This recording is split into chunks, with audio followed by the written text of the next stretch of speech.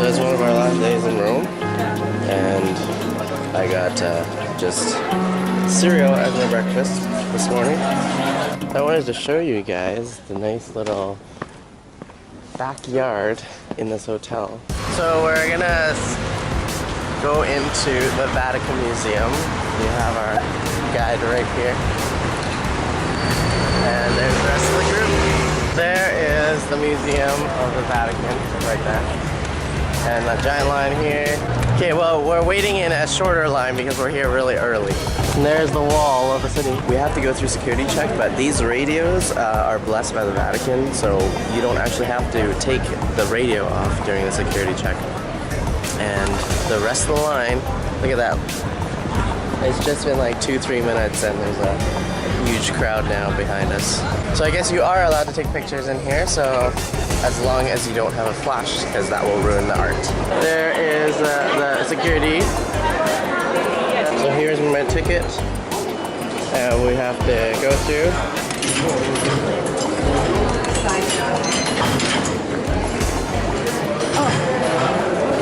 And I'm in the museum part.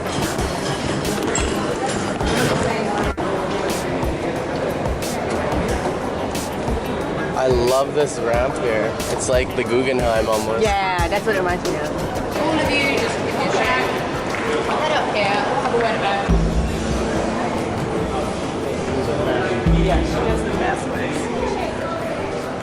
So the Vatican Museum was built in the 1860s, and lots of additions, as you see, since then. And those are the trees of the Vatican Gardens, where you have to book the time to get in there. So this is the beautiful Vatican Garden right here. I guess a part of it, there's probably more of it on the other side. But that dome at St. Peter's Basilica is the tallest one in Rome, 120 meters. And you can actually go up to the top of the dome, as you see. I find it's kind of strange, but there's an entire collection right now dedicated to Indonesia. That some of the items were actually donated to the Pope throughout the ages. Oh, this is like a kid's dream. These are all like Vatican stamps and seals from many, many ages, because there's a whole room dedicated to it. And I think these are the coins here. The collector's dream, anyway. There's a mini post office in here, and a very big gift shop. This place is really, really big. There's 6 kilometers of gallery space, and there's all different areas. So this right here separates into 4 different galleries as well. We were just in a newer part of the gallery, and now we're going to, I don't know what this is. This neoclassical staircase uses columns from the 2nd century when they recycled some of the material to build this staircase.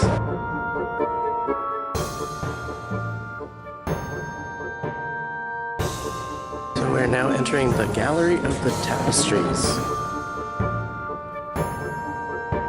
So this is the longest gallery of the Vatican, 120 meters long. Ooh! So this gallery shows the life of all the saints. So you'll have like, you know, I don't know who this is, but it shows where they lived and the maps. So every single painting is a map with a statue of the saint beside it. A few more tapestries.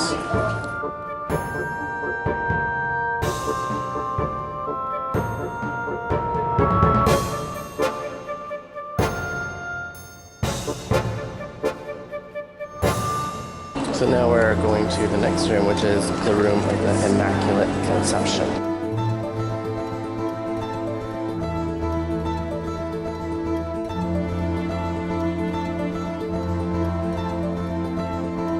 So this is the outside of the Sistine Chapel. That's what the bottom looks like. Oh, it's a really tall structure. So we're entering the Sistine Chapel. No photos. Doesn't say no video. The Sistine Chapel is part of the Apostolic Palace, where the Pope's official residence is. It's known for the frescoes and paintings, with young Michelangelo's most famous work on the ceiling. He also painted the Final Judgment on the altar wall near the end of his life.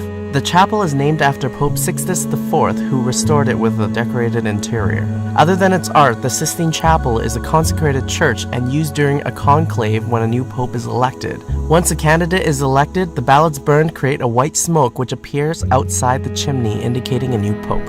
A small group of us prayed in front of the altar at the Sistine Chapel. I don't mean to brag, but how many people can say they've done that? So this is leaving the chapel now. So that's a royal staircase and it connects to the Pope's apartment. We're heading over to St. Peter's Basilica now.